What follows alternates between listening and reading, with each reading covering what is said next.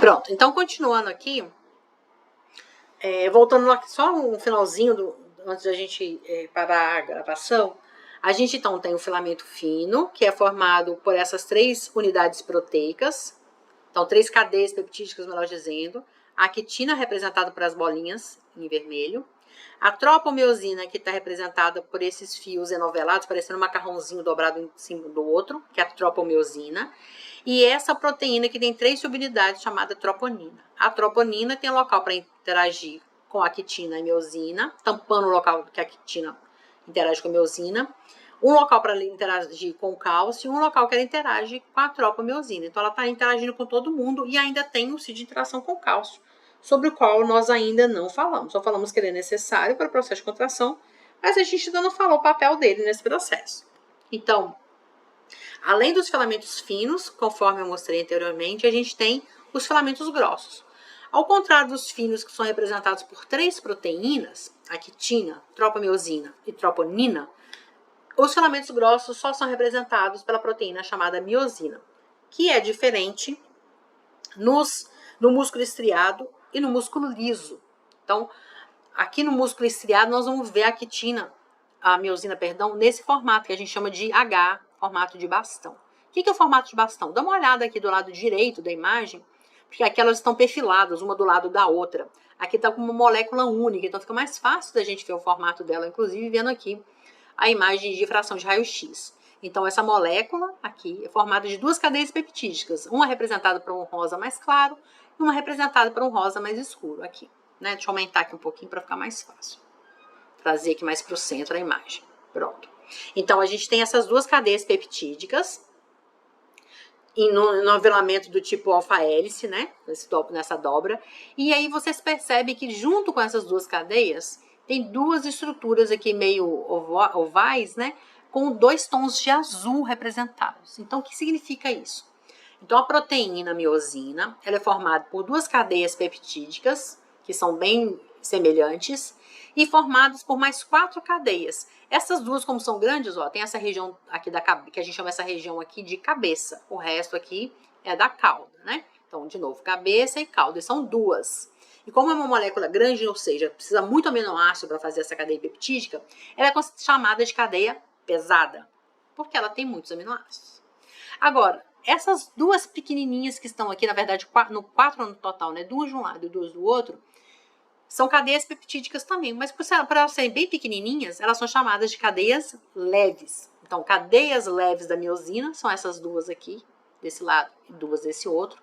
Cadeia pesada cada uma dessas aqui com um tom diferente de cor de rosa, tá? Então, a proteína miosina é formada no total por 6 moléculas proteicas, 2 cadeias pesadas, 4 cadeias leves. Então, quando a gente coloca essas proteínas organizadas dentro de uma fibra muscular estriada esquelética, ela vai estar disposta desse jeito. Então, um grupo virado para um lado da cabeça e o outro virado para o outro, com a parte das caudas se tocando aqui. Então, vamos voltar no esqueminha lá atrás. Deixa eu ver se o meu próximo slide já consegue responder isso não. Vou voltar aqui atrás mesmo, só um minutinho. Olha, quando a gente olha aqui, ó, isso aqui. Tá vendo as cabeças, ó, as cabeças da cadeia da miosina. Então, umas estão viradas para um lado, outras estão viradas para o outro. Mas as cabeças estão sempre fazendo o quê? Tentando contato aqui com essa partezinha que eu falei para vocês, representada por essa linha escura, que são os filamentos finos. Então, é a miosina tentando ter contato com a actina, com a troponina e tropomiosina. Então, ela está tentando fazer esse contato. Lembrando que em repouso, ou seja, o músculo não estando em contração, a gente está falando de um músculo com contração voluntária. Então, quando eu não estou mexendo nesse músculo, essas proteínas são exatamente aqui desse jeito, afastadas umas das outras. O filamento fino com o filamento grosso. Então, esse grupinho de proteínas, que eu vou mostrar mais uma vez aqui, eles estão aqui em cima, tem uma miosina tentando ter contato, mas eles não têm contato físico ainda, só são próximos. Então, eu botei um slide aqui, inclusive indico esse videozinho do YouTube, para vocês verem como é o processo de contração do músculo estriado esquelético. É muito didático esse aqui. Toda vez que eu indico algum videozinho, é porque eu já avaliei bem, vi se ele tem realmente informações corretas, né? Se ele é didático o suficiente, mas principalmente, às vezes ele é bonito, mas não tem informações que são totalmente confiáveis ou informações que estão mais atuais. E aí esse vídeo é muito bom, ele tá aprovado, tá? Mas eu coloquei esse mesmo, uma sequência do que acontece no processo que a gente vai discutir a seguir, né? Como a gente se nega a fazer a leitura de slide aqui, a gente já vai direto para esse processo aqui, que é para explicar como acontece a contração do músculo. Então, como é que aquele filamento fino interage com o filamento grosso, tá? Então, tudo sempre começa com um estímulo, né? Os nossos músculos, para se movimentarem, eles precisam de um estímulo.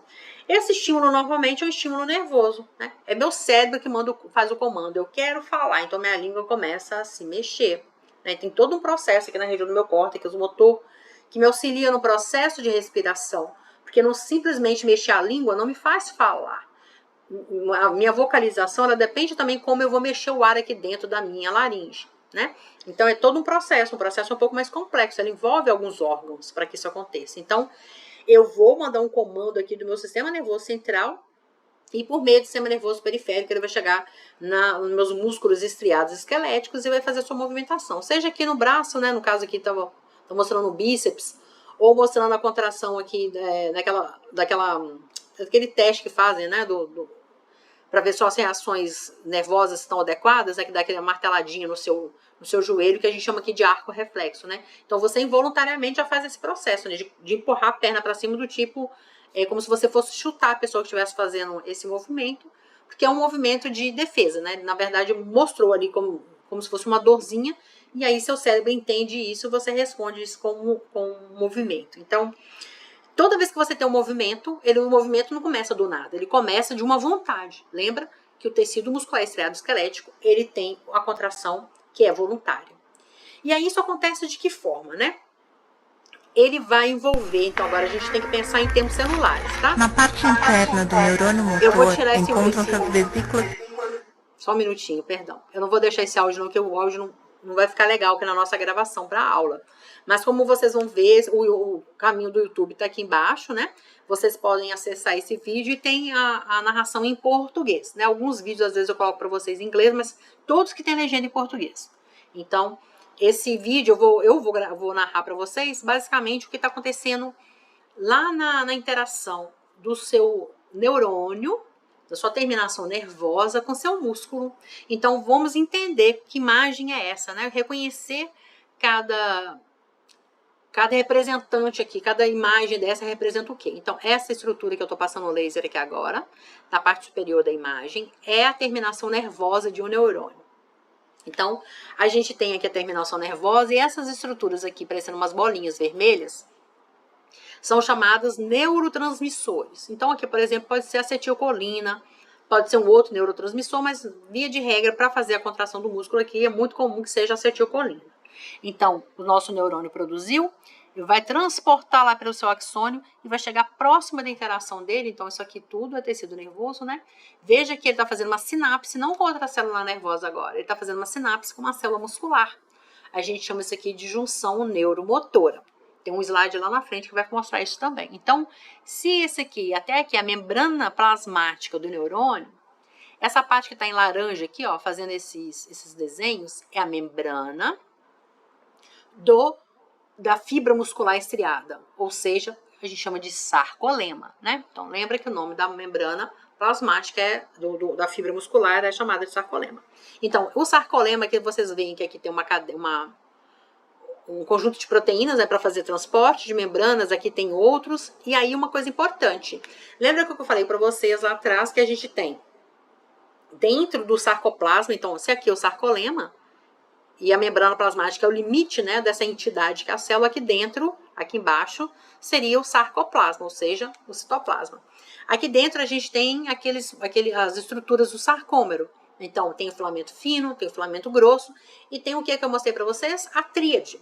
A tríade é formada por duas reservas de cálcio que estão ali, que são os retículos sarcoplasmáticos, relembrando, função primária de retículo endoplasmático liso, mas quando na fibra muscular é chamado de retículo sarcoplasmático, então eles são a principal função deles é reserva de cálcio, tá? São organelas de fazer metabolismo, principalmente metabolismo de lipídios, mas é a função, uma das principais funções deles também é armazenamento de cálcio.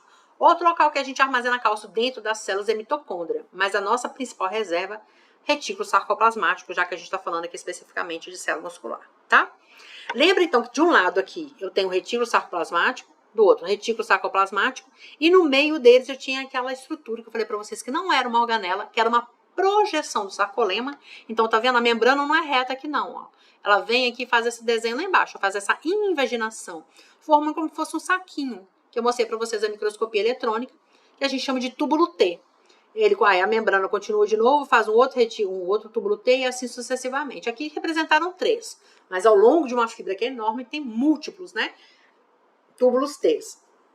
Lembra que ela não é o único sarcolema, aqui embaixo tem outro sarcolema, então né, a fibra muscular toda é, né, delineada, ou delimitada, melhor dizendo, pelo sarcolema.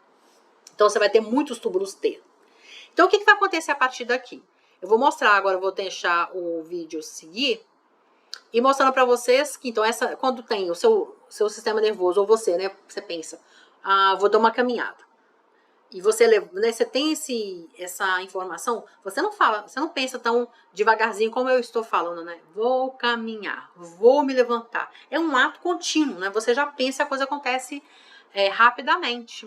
Então, quando acontece isso, como que seu corpo entende? Como que você está pensando lá em cima, né? Aqui na cavidade, na cavidade não, dentro do crânio, né? Seu sistema nervoso central. E como que você vai mexer na ponta do seu dedão lá do pé, porque você quis mexer? Como é que chega esse estímulo até lá? Para esse músculo que está lá embaixo entender que ele tem que se movimentar, né?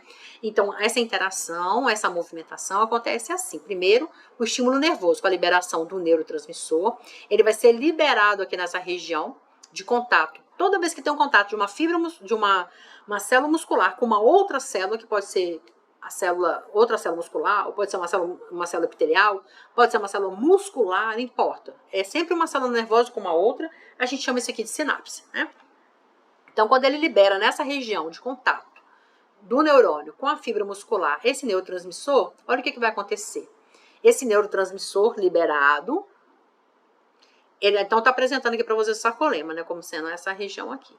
Aí quando o neurotransmissor, olha, é liberado, como eu falei para vocês, por exemplo, a acetilcolina, ela vai vir por meio de, né, ela interage ali junto com a membrana e só sai acetilcolina, né, a vesícula da membrana lá das suas células ficam, só é aquela liberação como se fosse, que a gente chama de apócrina, né, só sai o que produz.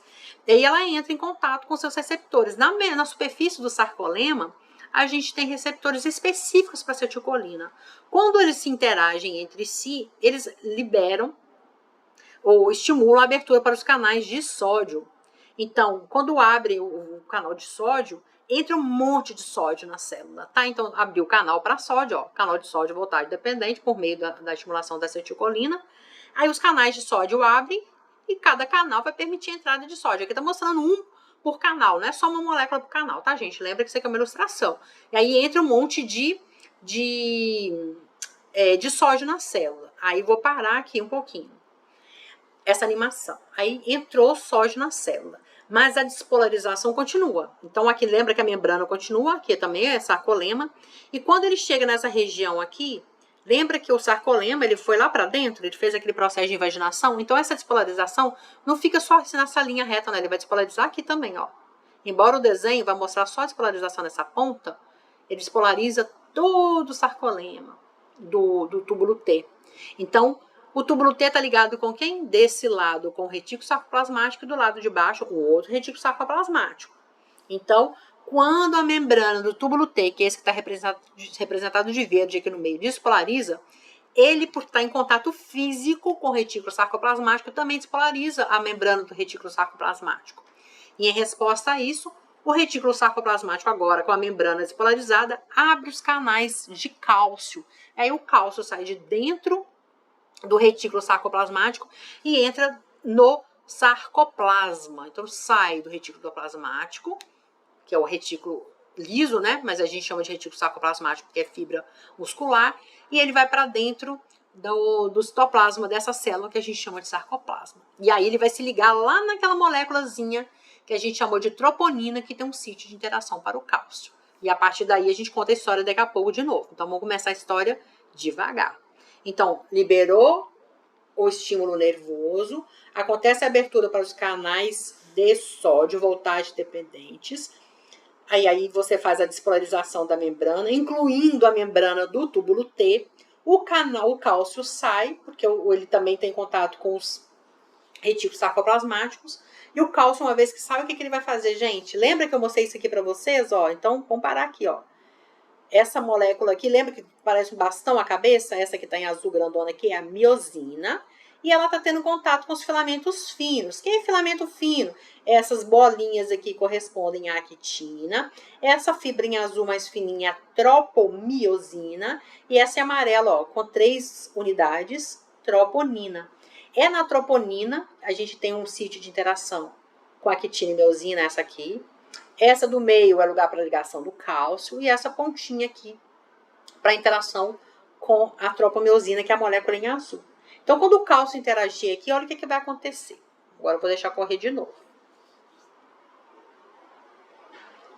Quando o cálcio interage, ele vai permitir que o ATP, que fica grudado lá na cabeça da miosina, ele seja quebrado em ADP e fosfato inorgânico. Quando quebra ATP em ADP e fosfato inorgânico, a liberação de uma energia. Essa energia que faz esse movimento. Mas lembrem-se, pessoas, não é só uma molécula, não. Olha o cálcio chegando, ou ATP de novo, gente, olha, fazendo essa movimentação. Então, cada cabeça de miosina está mostrando uma, e são múltiplas, né? Cadeias de miosina, ó, cabeças de miosina. Cada uma interagindo num sítio na actina, fazendo esse processo de movimentação. Mas lembra de uma coisa, deixa ele fazer mais uma vez. Pronto, ele faz esse movimento primeiro, ó, do cálcio ligando, mudou. Pronto. Quando acontece a interação da ligação do cálcio com a troponina muda de conformação, ou seja, muda a morfologia, a forma dela, daquele jeito que vocês viram ali por último. Então, ela desloca do lugar que ela estava. Deixando expresso, ou deixando liberto, deixando desnudo, o sítio de interação da actina com a miosina. Aí a miosina agora consegue interagir com a actina, não tem nada bloqueando esse contato mais. Antes tinha, né? Tinha a tropomiosina. Aí ela, quando a troponina, que está colada na tropomiosina, mudou de conformação, carregou junto a tropomiosina. Deixou o sítio de interação livre. Aí a miosina interage com a actina. Quando acontece a interação, a miosina consegue quebrar a ATP em ADP e fosfato inorgânico, e essa energia liberada faz a movimentação. Só que eu quero voltar aqui no slide rapidinho para mostrar uma coisa para vocês. Ó, isso aqui. Você tem as cabeças de miosina aqui viradas para lá e depois viradas para cá. Então, quando acontece o processo de contração, acontece dessa ponta, dessa extremidade aqui da direita para o centro e da esquerda para o centro, porque o movimento das cabeças acontece assim para dentro, ó. Por isso que a célula diminui de tamanho, né? Nesse processo que a gente vai conhecer, ó, esse aqui, ó. Opa, tô tentando um monte, olha. Quando acontece a contração, olha o que vai acontecer. Eles encurtam, ó, porque a cadeia vem para meio, aqui essa cabeça, e daqui para lá. Então, a fibra que era deste tamanho, o que vai acontecer com ela? Encurtamento. Então, isso acontece na contração, ela encurta, diminui de tamanho, tá? Porque aconteceu essa interação toda entre esses miofilamentos. Então, desculpa, voltando rápido aqui. Acontece todo esse processo dentro da célula. Eu queria muito que vocês vissem esse vídeo. Ele é muito didático, muito elucidativo, tá?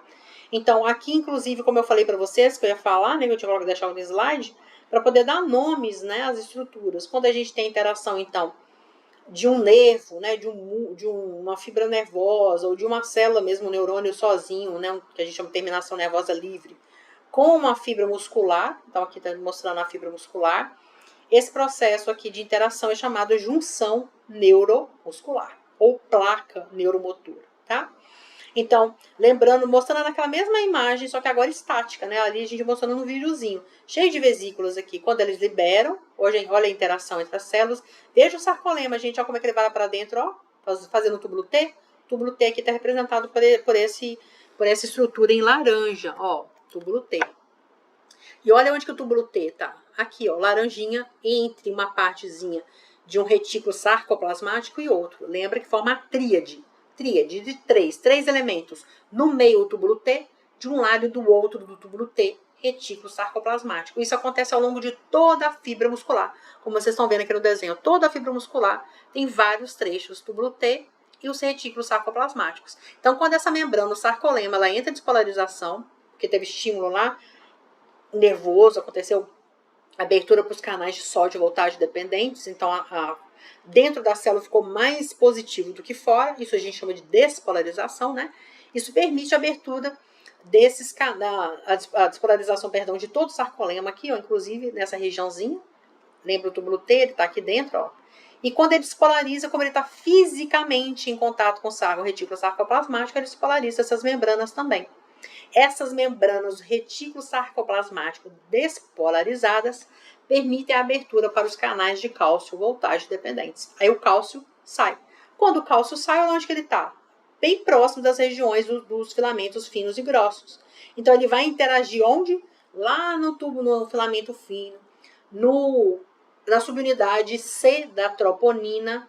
Então liga o cálcio nessa subunidade. Quando essa subunidade ela tem essa interação, ela muda de conformação e ela carrega junto com ela a tropomiosina, porque ela também está ligada à tropomiosina, fazendo o quê? Deixando descoberto o sítio de interação da actina com a miosina. Aí a miosina interage com a actina, quebra uma molécula de ATP que já está lá, o tempo todo fica uma molécula de ATP grudada na miosina. Quando ele quebra essa molécula energética, libera energia suficiente para fazer a movimentação do músculo, tá? Depois a gente coloca outro ATP no lugar e pronto, para a contração do músculo. Toda vez que para o cálcio também. Então, deixa eu mostrar de novo essa imagem aqui, estática, numa ilustração, um desenho esquemático. Agora, numa fotomicrografia, olha só. Mostrando aqui o axônio. Aí o axônio ramificou aqui nos brotos ou terminações nervosas. E dentro de cada... inervando cada fibra. Ó. Aqui uma fibra muscular. Aqui outra. E aí aqui a interação do nervo, não é do nervo, pode chamar de nervo mesmo, aqui com o músculo, tá? A mesma coisa aqui, só que no momento maior, vocês conseguem ver inclusive a estriação, ó. Então aqui a terminação nervosa interagindo com a fibra muscular, mostrando que esse processo, essa interação, sendo microscopia óptica, essas duas com a microscopia eletrônica, aqui varredura, de novo o axônio, o neurôniozinho, com a sua terminação nervosa, e essa fibra grandona aqui é a fibra muscular estriada esquelética. Aqui também é a mesma coisa, mostrando a bainha de mielina, por isso que vocês estão vendo bem denso aqui, ó, essa região nesse axônio, e ele termina lá embaixo com essas vesículas, ó, um monte de vesícula que vocês vão ver aqui, ó, cheio de vesículazinhas, essas partes clarinhas. Ele está tendo contato com quem? Com o sarcolema. Olha como é que o sarcolema faz, gente, a dobra lá para dentro do sarcoplasma, ó, formando os tais túbulos T, ó, os túbulos T aqui. Tá? Do lado do túbulo T, lembra que o túbulo T sempre vai ser uma luz mais oval, você tem essas expansões mais, essas regiões mais expandidas, né? Mais saculares mesmo, que são os retículos sarcoplasmáticos. E aí todo mundo despolarizando, libera o cálcio, e aí começa o processo de contração muscular.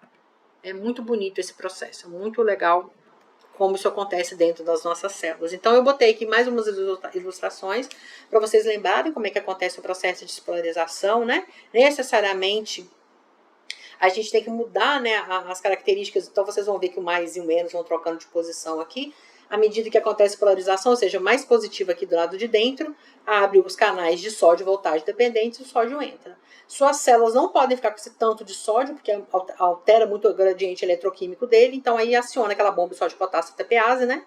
E aí a gente vai fazer depois a troca entre um e outro. Mas aqui está mostrando como entra sódio e sai potássio das células, mas não pode esquecer que isso é o princípio da despolarização, que é um princípio de comunicação por sinapse elétrica que a gente, sinapse química que a gente faz, né? Sinapse elétrica só os invertebrados fazem. É um processo diferente. Principalmente minhoca, eu estudei isso na minhoca, mas assim, em mamíferos, em animais mais complexos, o processo de sinapse é sempre um processo de sinapse química, ou seja, envolve moléculas químicas, como aqui, por exemplo, a gente falando dos íons sódio e potássio, mas principalmente aqui sódio, né? É a mesma ilustração, gente. Vocês vão ver que às vezes eu sou meio repetitiva nas ilustrações, porque cada um de vocês talvez conseguir entender melhor com uma delas. Então eu coloco várias, daquelas que eu acho que são muito legais, tá? Então, de novo, ó, o potencial de ação vem com o processo de polarização, despolariza o sarcolema, ó, que tá em laranja. Lembra que o sarcolema fez esse processo aqui lá para dentro, ó, né? Fez a invaginação formando um túbulo T. E do lado do túbulo T, colado nele, o túbulo T está sempre enfiado no meio de duas cisternas do retículo sarcoplasmático. Então, retículo sarcoplasmático do lado esquerdo e do lado direito de um túbulo T. Aqui pela mesma forma. Quando acontece a despolarização do sarcolema, se o túbulo T é o próprio sarcolema, né, só que está lá para dentro do sarcoplasma, ele despolariza também. Despolarizando a membrana do retículo sarcoplasmático, que por sua vez libera o cálcio. Então, o cálcio sai de dentro do retículo sarcoplasmático, podendo interagir diretamente aqui, olha, tá vendo a seta apontando? Por filamento fino. Em que lugar? No sítio C da troponina. E que aí ela muda de conformação, muda carregando junto com ela a tropomiosina, deixando ali aberto, né, a interação entre a quitina, que também está nesse grupo aqui dos 3 filamentos, com a miosina. E aí, então, essa contrai nesse sentido e essa contrai nesse sentido, fazendo o tal do encurtamento dos sarcômeros. Lembrando que são vários sarcômeros ao mesmo tempo, então são vários processos aqui para fazer esse encurtamento. Eu gosto muito desse slide aqui também, porque é uma continuação de um outro que eu mostrei para vocês lá atrás, né? Aqui, ó, esse aqui. Meu Jesus, aqui, ó, esse aqui, tá? Então, aqui eu apresentando as 3 proteínas que formam o filamento fino: a quitina, tropomiosina em amarelo e troponina, que aqui eles representaram como 3 subunidades em azul. Perdão que eu vou passar rápido agora. Pronto, aqui eles pegaram essas 3 bolinhas e transformaram numa só, mas subdividida, né, em 3 subunidades. Então, o que aconteceu? E agora também adicionaram a imagem, essa do Junqueira Carneiro, adicionaram a imagem à molécula de miosina, com as cadeias pesadas, onde, né, dentro das cadeias leves ali, a gente tem as moléculas de ATP. As moléculas de ATP estão associadas nas cadeias leves, aquelas pequenininhas que eu mostrei para vocês, aquelas 4 pequenininhas. Então, acontecendo todo aquele processo de estimulação, que a gente já falou algumas vezes, acontece a liberação dos íons cálcio de dentro do retículo sarcoplasmático. Uma vez que o cálcio agora já está livre, vocês já sabem como que ele vai ficar livre, ele vai se ligar no sítio C da troponina. Mas veja que a troponina, por meio do I de interação aqui, o T aqui de troponina, ela interage a troponina, T de tropomiosina, ela interage com a tropomiosina, ó, ligando aqui. Então, quando entra o cálcio aqui, ela muda de conformação, é como se ela rodasse. Ó, veja a posição do I, do C e do T, dessa aqui. Muda para o desenho do lado, ó, como é que ficou. O I estava meio lateral, agora ele ficou lá em cima, tá vendo? Porque ela mudou de conformação. Quando ela muda de conformação, ela faz a tração dela junto com a tropomiosina, porque tá colada a tropomiosina, ó. Veja que a quitina que tinha nela, ó, a quitina estava em cima dela, o lugar que ela ia poder interagir com a miosina, tinha uma coisa bloqueando aqui. Uma molécula bloqueava, que era a tropomiosina. Quando a troponina arrasta a tropomiosina junto, ó, tirou o bloqueio que tinha de interação entre miosina e actina. E agora, então, quando acontece essa interação, o ATP que está lá nas cadeias leves da miosina se quebram, fazendo esse processo de contração muscular, tá? O mais legal disso tudo, pessoal, então mostrando mais uma animação. Estou cheio das animações hoje. Então, vejam aí bem como é que acontece, ó, o cálcio ligando, tá vendo? Ó, de novo, vamos ver esse processo. Quebrou a ATP, ó, tá vendo? Liberação de ADP aqui, não mostrou o fosfato inorgânico, mas também libera o fosfato inorgânico, você faz a contração, tá? Então, lembra que aqui tá mostrando aqui para desse sentido. Do outro lado vem outro fazendo sentido oposto, né, pro centro, sempre fazendo assim, diminuindo o tamanho do músculo, tá? Então, o músculo contraído vai fazer isso, ó, vai diminuir de tamanho com relação ao músculo relaxado, certo? Como vocês já sabem tudo isso, você vai facilitar super a contração quando a gente vai falar agora do processo acontecendo no músculo cardíaco. Como eu falei lá na frente, né, na verdade lá atrás, né, quando a gente começou a aula, que eu fiz a revisão do que a gente falou na aula passada e apresentei a aula de hoje, a gente tem uma diferença muito pequena em termos de estrutura do músculo estriado cardíaco com o esquelético, tá? Então, tem sarcômero? Tem, igual. Formação de miofibrilas. A única diferença que a gente vai ver ali naquela região da tríade, mas eu já vou falar dela. Antes de eu falar dela, deixa a gente finalizar, né? Vamos terminar de falar tudo que a gente precisa sobre músculo estriado esquelético. Tem uma classificação de músculo estriado esquelético que eu acho importante falar para vocês, principalmente no momento em que a população humana parece que tem passado por um processo de conscientização da questão da movimentação do corpo, né? Da necessidade de movimentar o físico, porque o físico tem um efeito direto sobre o processo de oxigenação, né? Quanto mais você movimenta seu corpo, mais seu sangue circula, mais oxigenação, principalmente se você for adepto de exercícios aeróbicos, né? Ninguém faz anaeróbico só 100% anaeróbico, você sempre tem que colocar na sua relação de atividade uma atividade, mesmo que mínima, né, de aeróbica. A gente tem essa consciência porque a gente sabe que esse processo de oxigenação é muito importante para o funcionamento do nosso cérebro, para a gente fazer as nossas memórias, enfim, é importante para o seu corpo como um todo, né? E aí, a gente é formado, basicamente, quando vai falar do músculo estriado esquelético, a gente pode ser formado prioritariamente por fibras vermelhas. Então, uma classificação das fibras estriadas esqueléticas é fibra vermelha. São fibras que têm uma contração um pouco mais lenta.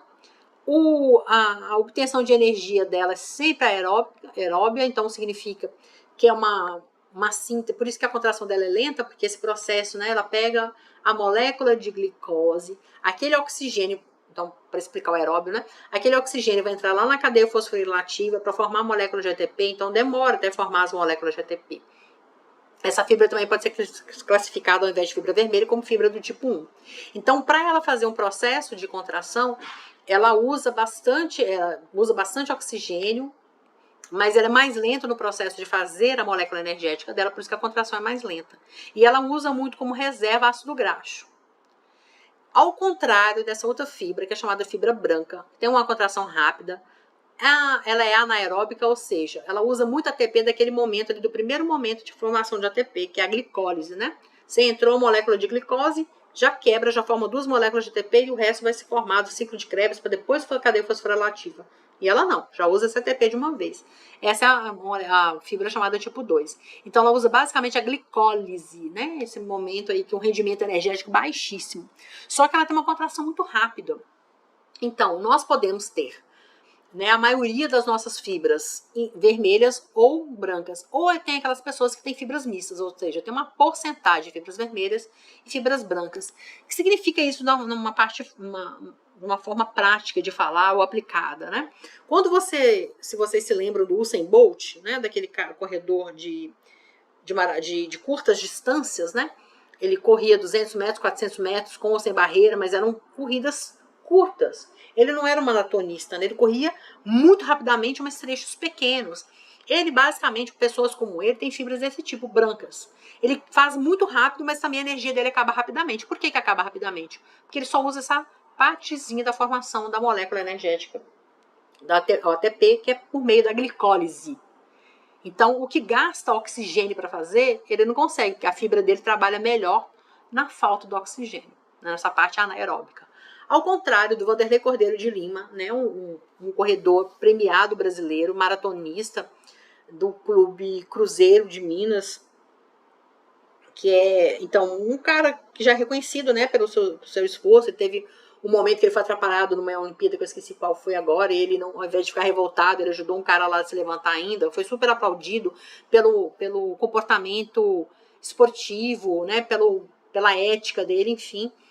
Essas pessoas de corridas, e essas corridas são de quilômetros. Para conseguir se manter correndo muito tempo, você vê que a corrida é mais lenta, né, a velocidade é mais baixa, mas o percurso é muito maior, é em quilômetros. Então, nesse caso, ele tem basicamente fibras do tipo vermelho. Então, a dieta de uma pessoa e outra aqui tem que ser diferente. Então, quando a gente vai para academia e quer ganhar massa muscular, eu não tô falando em emagrecer aqui não, tá? Tô falando que as pessoas que querem ganhar massa muscular. Ah, eu tô achando que meu braço é muito fininho, tô querendo tornear mais as minhas coxas, nádegas, seja o que for, eu quero ficar mais torneado. Então você necessariamente precisa passar por um processo de avaliação desse, que não é complexo, tá? Todo educador físico, fisioterapeuta sabe fazer isso de mão nas costas, assim, é super fácil de fazer, não é complicado de fazer. Então, naquele exercício, né, aquele momento que você faz a sua avaliação biológica lá, né, clínica, na academia, para ver que tipo de atividades eles vão passar para você, e, na verdade, eles teriam que fazer necessariamente a avaliação. Se você é uma pessoa de fibras mistas, ou prioritariamente vermelhas, ou prioritariamente brancas, porque o tipo de atividade física que você vai fazer vai dizer se você vai trabalhar mais um tipo de fibra ou outra, né? Então, se você for uma pessoa de mais fibra branca e ficar fazendo muito exercício aeróbico, sua musculatura não vai hipertrofiar tão cedo. Então é muito importante para você saber que tipo de atividade você vai passar, né? Ou você vai desenvolver, dependendo do tipo de fibras que você tem aí, como uma fibra muscular estriada. Então, como a gente agora terminou o tecido muscular estriado, a gente vai falar do tecido muscular cardíaco, né? Esse batimento lindo do coração. Então, mostrando aqui a abertura de válvula, né? Aqui válvulas, aqui válvula também para a aorta, as válvulas aqui dos átrios que não estão sendo mostrados, mas diretamente para os ventrículos, né? Direito e esquerdo, que aqui já está na posição anatômica, né? Um corte longitudinal aqui do coração mostrando esse processo. Então, a gente vai ver que basicamente tudo que a gente tem no coração é músculo, né? A gente tem revestindo essas cavidades aqui, átrios, os ventrículos, os ventrículos e os átrios que estão mais aqui na parte superior, um tecido conjuntivo, em cuja camada tem contato direto com o sangue, a gente tem um conjuntinho de células epiteliais no tecido epitelial simples e pavimentoso, tá? Então, a gente chama esse tecido de revestimento de endocárdio. E a gente tem uma membrana de tecido conjuntivo que reveste o músculo como um todo, que é o coração, o músculo. Ele é revestido por um tecido conjuntivo também, que também tem uma camada fina aí de células epiteliais, que é um tipo de mesotélio, né? Só que a gente chama aqui, como é do coração, a gente dá um nome específico aqui de pericárdio, tá? Então a gente tem o endocárdio, pericárdio, mas a gente não vai prestar muita atenção neles agora. A gente vai ficar lá basicamente desse tecidinho aqui, que é o que faz o processo de contração, que faz a função cardíaca, né? Contração e relaxamento. Para a gente relembrar, eles são formados, né? O tecido muscular, o músculo é formado por fibras musculares estriadas, diferentemente do músculo cardíaco, do músculo estriado, ele só tem um núcleo central. Tem aquela região que eu falei para vocês, os discos intercalares, que eu inclusive relembrei no início da nossa aula de hoje, né? Formado basicamente por zonas de adesão. Lembra de zona de adesão que tem aquelas cadeirinhas que fazem adesão firme entre uma célula e outra, né? As cadeirinhas desmossômicas também que fazem adesão firme entre uma célula e outra, então não é exclusivo de tecido epitelial, no músculo tem, eu me lembro que eu comentei isso com vocês lá na aula. E tem as junções de comunicação. Aí eu falei para vocês, daqui a pouco vocês vão entender por que é tão importante a junção de comunicação aí. Então aquelas proteínas que formam os poros, né, que comunicam uma célula com a outra, lembra quando a gente falou ali agora que acontece despolarização? Então essa célula aqui está despolarizada, se fosse despolarizar uma por uma, a contração muscular ia ser muito lenta. Então, quando já despolariza essa aqui já enche de sódio, esse sódio ele é pequenininho e tem afinidade, né, por esses poros aqui do junção comunicante. Então, sai dessa célula e entra nessa, despolarizando essa também. Então, maximizando o processo de despolarização, fazendo com que ele seja mais rápido e eficiente, tá? Com menos gasto energético. Então, numa visão mais geral, a gente está vendo aqui a fibra muscular, ó. Lembra que eu falei para vocês que parece que ela tá aqui bem bonitona, você tá vendo ela nessa expansão. De repente, ó, parece que ela bifurcou, parece que tem um espaço em branco dentro dela. Lembra que eu comentei com vocês que esse espaço não fica vazio, não. Ele é preenchido por tecido conjuntivo. Ali tem bastante tecido conjuntivo vascularizado, porque o tempo todo tem que estar vindo nutrientes, glicose, oxigênio para esse tecido, né? Porque o tecido cardíaco trabalha sem parar, né? É contínuo, né, o processo dele de contração muscular. Então, esse processo mais escuro aqui é essa dos discos intercalares. O que são discos intercalares? Regiões que a gente tem essas três especializações de interação intercelular, zona de adesão, desmossomos e junções de comunicação. E o processo aqui de ramificação não, gente, meu Deus, de estriação, perdão, de estriação que é formado para formar os sarcômeros, igualzinho aconteceu lá no músculo estriado esquelético. Então, aqui novamente uma representação daqueles conexons que eu falei para vocês, que formam as junções de comunicação, né? Essas proteínas, normalmente 8 subunidades delas, né? 4 dessa célula e 4 dessa, formam esse canal que permite a passagem livre de algumas substâncias de um lado para o outro. Lembrando que não é qualquer, porque eu falei passagem livre, não significa que qualquer coisa pode passar, tem que ter a polaridade adequada, carga adequada, massa molecular adequada para conseguir passar nesse poro. Incluindo, pessoal, infelizmente, esse é o lado positivo, né, que eu falei de passagem dos íons sódio, por exemplo, para maximizar o processo de despolarização. Mas a gente tem um senão aqui, né? Algumas toxinas. Se uma célula aqui, digamos a célula da direita, ela tem uma toxina, e essa toxina tiver, né, essas características químicas que permitem elas passarem, conseguirem passar aqui dentro do conexon, elas passam e também ao invés de infectar ou de danificar só essa célula, ela começa a danificar a célula vizinha também. Então, os prós e os contras dessa comunicação, digamos, mais livre entre uma célula e outra, tá? Então, reforçando aquelas características ultraestruturais, a gente está vendo essas estruturas aqui muito eletrodensas, isso aqui correspondem às mitocôndrias, regiões de mitocôndria, tem que ter muita mitocôndria, né? Lembra que o seu coração o tempo todo está pulsando, então contrai, relaxa, contrai, relaxa. Aí eu mostrei para vocês o músculo estriado esquelético, aqui é a região dos sarcômeros, ó, né? Ó, a região do sarcômero, lembra o que é? Vai da metade aqui dessa faixa aqui toda, chamada de A, e essa linha, ó, perdão, I, e tem essa linha escura aqui, que é a linha Z. Essa região aqui toda dessa faixa é chamada de A, de anisotrópica, né? E tem uma linha mais clara no meio, que é chamada de H. Entre essa linha Z e essa outra linha Z, tudo isso aqui é um sarcômero. Então, vocês veem pela imagem aqui que tem múltiplos sarcômeros, só um pedacinho da fibra, tá? Isso aqui só tá mostrando um pedaço da fibra, não a fibra inteira. Mas lembrando que como a gente está olhando dentro da célula, a gente está vendo sarcoplasma, então além de mitocôndria, além de sarcômeros, a gente tem a presença de uma organela muito importante, que é o retículo sarcoplasmático. Então a gente está vendo aqui um retículo sarcoplasmático aqui. Aqui está mostrando também outras regiões de retículo sarcoplasmático. Qual que é a diferença dessa aqui para o músculo estriado esquelético? No músculo estriado esquelético a gente tinha o retículo sarcoplasmático aqui, no meio o túbulo T, que aqui continua também, mas está faltando a segunda expansão do retículo sarcoplasmático. Por isso que lá a gente tinha 3 unidades, formava a tríade. E no músculo estriado cardíaco a gente só tem díade, um túbulo T para cada retículo sarcoplasmático. Então, lá a resposta tem que ser mais rápida, porque ela acontece de uma maneira voluntária. Aqui não, está acontecendo continuamente, então você não precisa ficar liberando cálcio tanto assim. Você libera o cálcio continuamente, então não precisa liberar muito de uma vez, já que ele é liberado todo o tempo, tá? Então a gente só tem uma expansão de retículo sarcoplasmático. Então, um túbulo T para um retículo sarcoplasmático. A relação aqui é de 1 para 1, diferente do músculo estriado esquelético, que é de 2 retículos sarcoplasmáticos para um túbulo T. Então, uma outra coisa que a gente falou do processo, que eu acho importante eu mostrar aqui para vocês de novo, esse processo aqui da presença dos discos intercalares na microscopia óptica, a gente vê desse jeito, ó, parece aqueles nozinhos de bambu, né? Olha o núcleo único central, Mas uma coisa que eu gosto muito de olhar, que me ajuda muito, quando a pessoa tem dúvida, mas eu ainda estou com dúvida, estou com dificuldade de minha microscopia saber se é músculo mesmo, se é tecido muscular estriado ou cardíaco mesmo. Eu estou com dúvida se esse núcleo aqui único central e tal, eu olho o quê?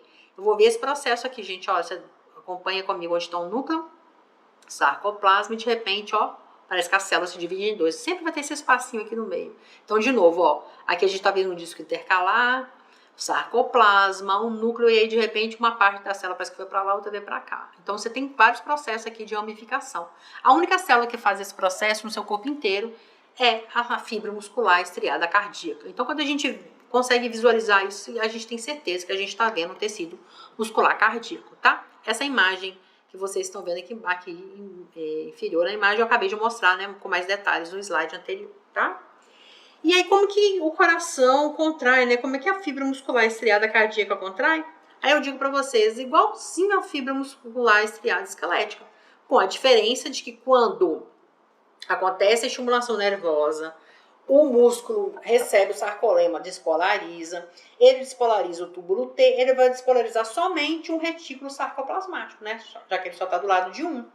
O retículo sarcoplasmático, ele vai abrir os canais de cálcio, vai sair o cálcio, que vai se ligar na troponina. A troponina vai mudar sua conformação, arrastando a tropomiosina junto com ela, expondo o sítio de interação da quitina com a miosina. A miosina agora consegue interagir na quitina, já que o sítio está exposto. Aquela molécula de ATP que está ali nas cadeias leves da miosina, ela é quebrada em ADP e fosfato inorgânico de uma maneira que aquela energia que foi gerada serve para fazer a movimentação. E isso acontece continuamente, né? E uma coisa que eu botei aqui um texto em vermelho, vocês veem que normalmente eu uso pouco, né, uma letra colorida em slide, uma questão mais pessoal mesmo, mas para mostrar para vocês aqui uma coisa que eu chamo atenção, naqueles testes que a gente faz, que são testes rápidos, né? Isso é muito legal da gente discutir quando eu dava aula de imuno, eu gostava muito de discutir isso com os alunos, né? Como é que funciona esse princípio da glutinina, glutinogênio, antígeno, anticorpo, são as bases, né? Os 4 termos que a gente usa mesmo muito para poder explicar a questão dos testes rápidos. Então, quando a pessoa chega com dor irradiante no braço, então, às vezes, com uma leve amarelidão, já tipo uma icterícia, alguma dor pericordial, né, uma próxima aqui do coração, isso pode demonstrar que ela está sofrendo um processo de ataque cardíaco, né, um processo de infarto. E aí, uma das coisas que se faz, né, é furar o dedinho da pessoa ali na emergência mesmo, no atendimento, e pingar numa reguinha, né, onde a gente vai ver se há marcação de troponina. Então, adsorvido, né, naquele papel, você tem essa proteína que é a troponina. A troponina eu não mostrei para vocês agora, que é uma proteína que fica dentro do sarcoplasma. Se ela está dentro da célula, ela não pode ser encontrada no sangue, ela é uma proteína intracelular. Se der positivo nessa marcação ali no paciente, significa que a célula do coração morreu. E quando a célula do coração morre, normalmente ela morre por um processo de necrose. Então ela rompe o sarcolema, ou seja, a membrana, e o que está dentro dela sai. Podendo, por exemplo, ser medido, como é o caso da troponina. Então ela é uma proteína que funciona como marcador. Se a gente encontra a troponina no sangue, significa que esse indivíduo está sofrendo um infarto. Então é o marcador de uma lesão, de uma doença. Tá? A troponina no sangue. Ela tem que ficar mesmo dentro da célula, tá? Então, a gente tem... eu não vou fazer essa aula agora, na verdade a tentação era grande de fazer já continuar essa aula aqui, mas ela está planejada, a aula de contração de célula muscular lisa está planejada para a nossa próxima aula. Então, eu vou deixar em aberto para as perguntas, tá? Então, eu vou finalizar aqui a parte da apresentação.